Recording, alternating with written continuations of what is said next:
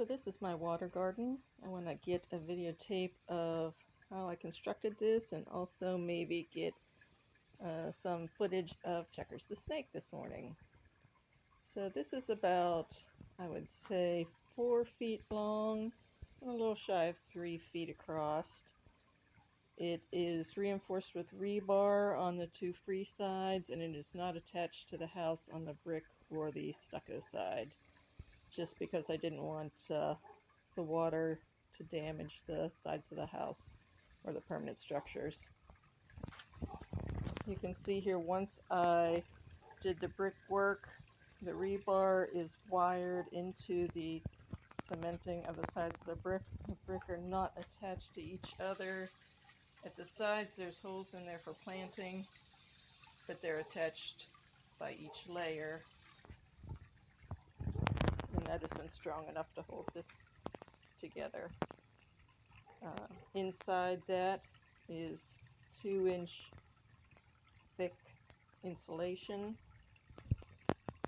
and insulation board on all 4 sides, and then down at the bottom there's some thin insulation board that both insulates it from temperature changes and holds this liner in. I forget if I got the liner at Lowe's or if I got it from Amazon. The liner extends behind this biofilter just because it doesn't have to, but I didn't want to be real tidy on fixing any leaks where I put the biofilter connections, so that anything that's leaking will leak down the liner and back into the tank.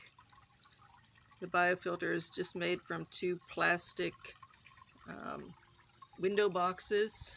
The top one has a hole drilled in it, and if you can see down there, there's a plastic pipe underneath that goes to a little $15 pump, which is set on its lowest setting. I got that at Amazon. It also has a little multicolored light attachment that's down at the bottom of the pool. It was, I think, less than $15. You don't need much water flow for this.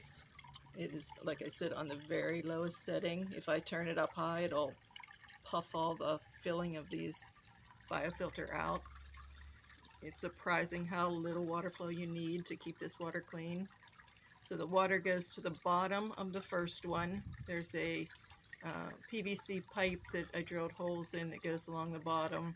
It's filled with the small rock. Then it's covered with some landscape cloth, and then landscape cloth separates the 2 sides so that on each side of these, if I can get around here, is peat moss.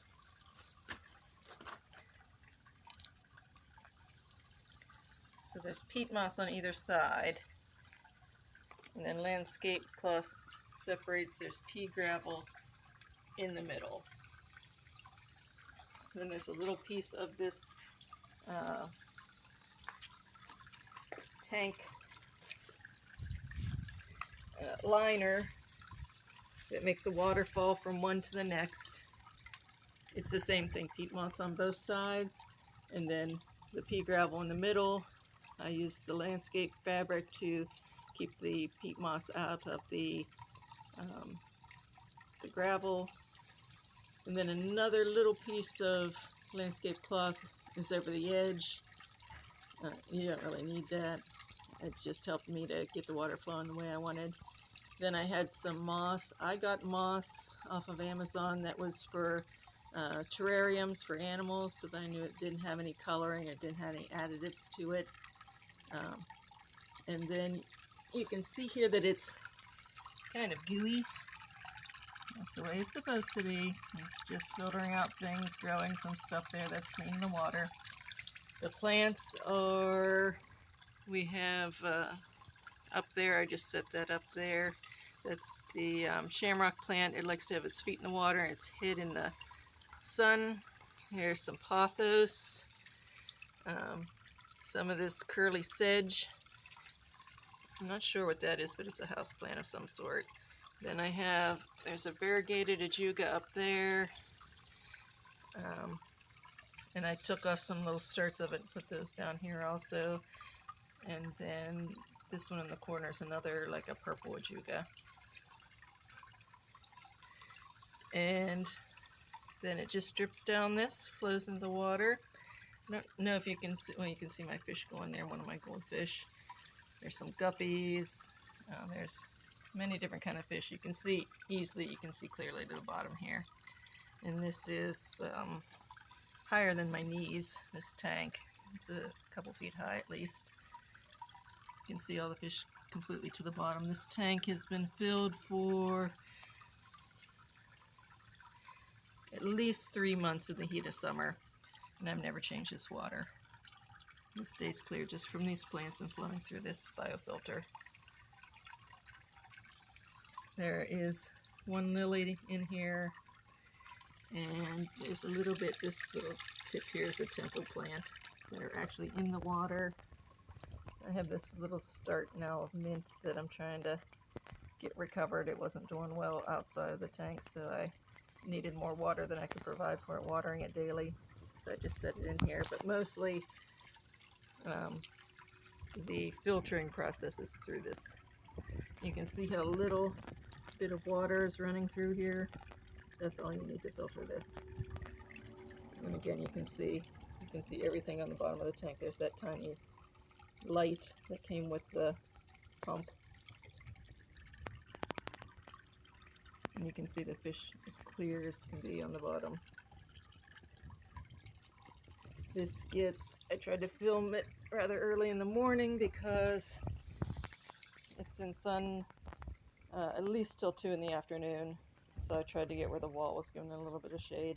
So this does get a lot of sun. So it should, if it didn't have this, it would have a lot of algae growth. But since it's filtered through this, it helps keep the algae clear because it's going through this. Once I have taken the little pump out and just cleaned the intake so that it would keep it from getting clogged because the flow had gone down a little bit. And I don't see Checkers. Oh, there's Checkers. Let's see if I can get in tighter. There's Checkers. Hello, Checkers. Good morning. So Checkers was jealous that everybody was getting filmed but him. So there he is, enjoying his morning swim. So if you want a low-cost, zero-chemical way to keep your pond healthy and happy, if you have, as you can see, lots of animal life in here. I have 3 varieties of tetra. I have longfin danios. I have guppies. I have goldfish. I have ghost shrimp. They're all in here, happy and healthy, living in harmony. My danios even bred, and I got a baby danio, so they laid eggs somewhere down here in the bottom. And I guess Checkers isn't eating all my fish because I still have my fish, so I must be eating bugs and lizards. So don't hurt your Checkers the snake if you have any checkered garter snakes. They eat cockroaches and bad things, and they're quite docile. He comes right up to me. As you can see, he's not a bit afraid of me, and he's going to enjoy his swim this morning. So hope you enjoyed learning about this tank. I would say all of my purchases for this, including the not the structure itself, but the biofilter, the pump for it, the tubing, the window boxes, the plumbing fixtures that went into it, the fill, everything but the plants, probably cost me less than $40, I would say. So it's very inexpensive. It takes zero maintenance. It's healthy for your fish and your wildlife. You don't have to put any chemicals in your pool. and I would recommend it. Keeps it from getting green. It's nice and clear. It looks pretty. The water looks pretty. The plants look pretty. You can put any plant in it that will take its feet wet, and you can switch them out. Some of them I've had in pots, and I just keep one pot in. If you have a little, one of those little 4-inch pots, keep the 4-inch pot in, and then just put another 4-inch pot. I don't know if I actually planted this one. Yeah, this one's actually planted now. But sometimes I put a 4-inch pot in, and then I'll have a plant like this in a 4-inch pot, and I'll just put it in the empty 4-inch pot, and that way I can move them around, switch them. If they don't like that much water, I can take them out and replace them with something else.